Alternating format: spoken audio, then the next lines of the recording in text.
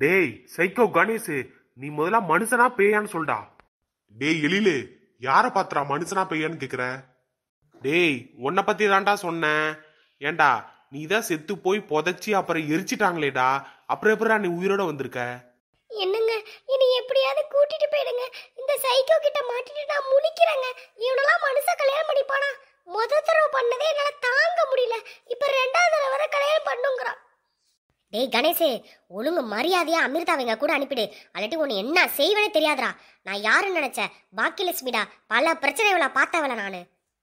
அமிர்தாவும் நிலா பாப்பாவும் எனக்கு தான், உனக்கு என்னைக்குமே கிடைக்க மாட்டா. உன்னை என்ன செய்ய போறேன் பாருடா போ நானு. டேய் சைக்கோ கணேஷ், நான் யாருன்னு நினைச்சேன்? உன்கிட்ட சண்டை போறதுக்காக கராத்தே கிளாஸ் கூட போயிட்டு வந்திருக்கேன்டா நானு. கரெக்டா சொன்னீங்கம்மா.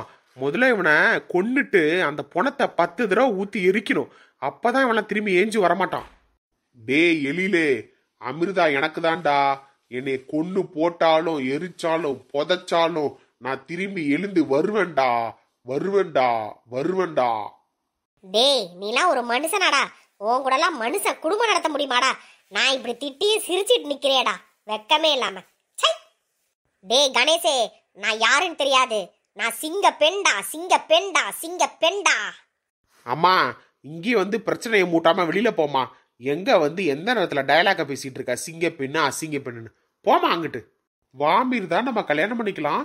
அவங்க என்னென்னவோ பேசுறானுங்க, பேசிட்டு போட்டோம். நம்மவா கல்யாணம் பண்ணிக்கலாம். ஐயர் கூட கூட்டிட்டு வந்துட்டேன். வாமீர் தான்.